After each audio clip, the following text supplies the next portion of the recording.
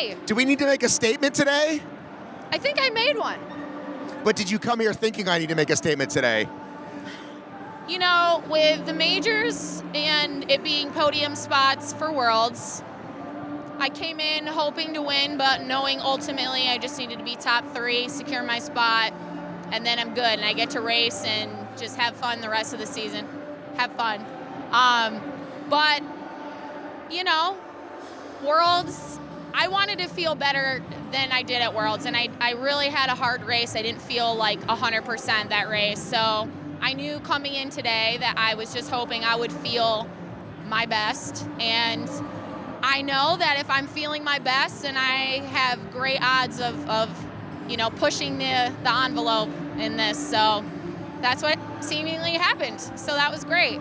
So I talked to a lot of people about this race, men and women, Yeah. and they're like, you know, it can't be about placement. It's got to be out just putting down the time that I know that I can put down and being happy with it. Yeah. So you come into this race, I mean, it's easy to say that, but then you see Lauren and you want to beat Lauren.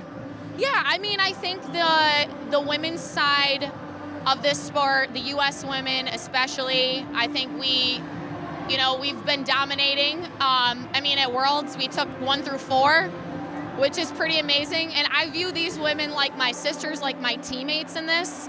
Like, truly, I'm always very excited and happy to be racing against them because they push me to be better.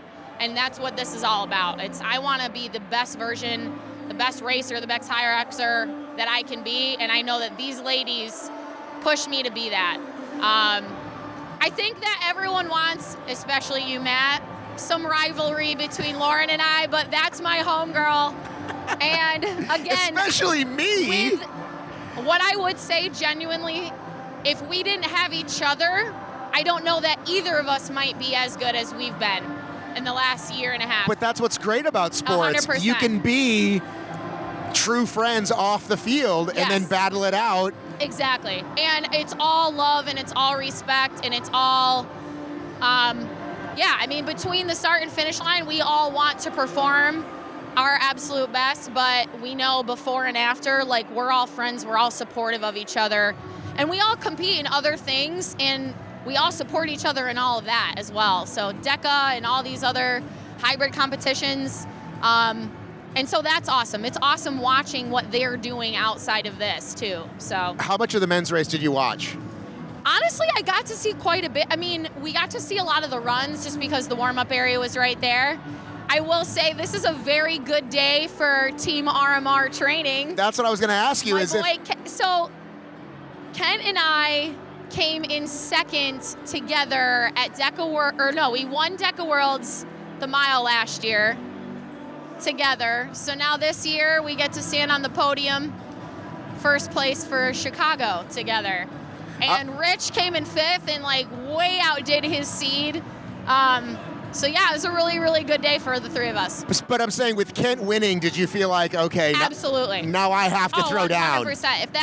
If they're like my brothers at this point. Like Rich and Kent, they're my older brothers. So I knew Kent and I have both been feeling really good in our training lately, and we talk all the time. So I knew like his intensity coming into this was like definitely rubbing off on me. He was like, I'm gonna throw down, and so I was, yeah, me too. I am too. Like he kept getting me all excited and fired up. So, watching him perform today the way that he did, I just knew like I just have to do the exact same thing. And honestly, it almost played out exactly the same.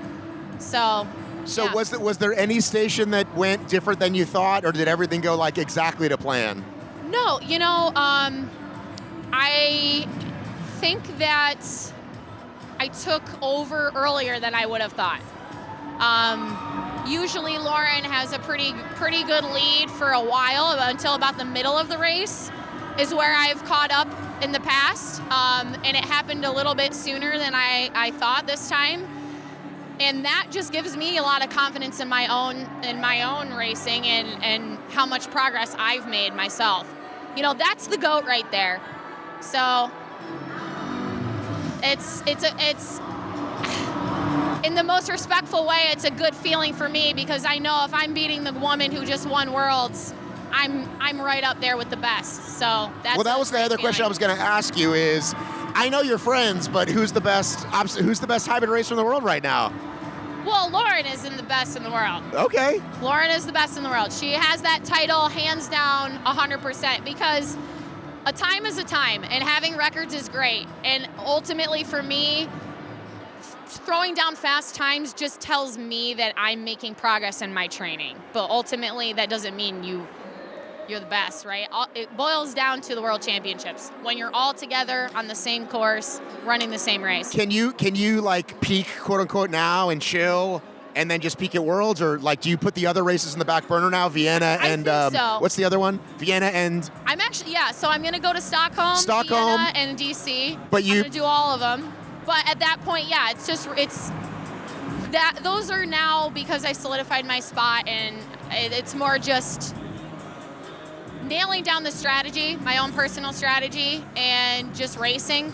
But you're right in that it won't be peaking for those. Right. You know, maybe like Vienna I'll peak for, and then peak again for Worlds. Okay. But Worlds is the #1 bigot. That's where the eyes are set, for sure.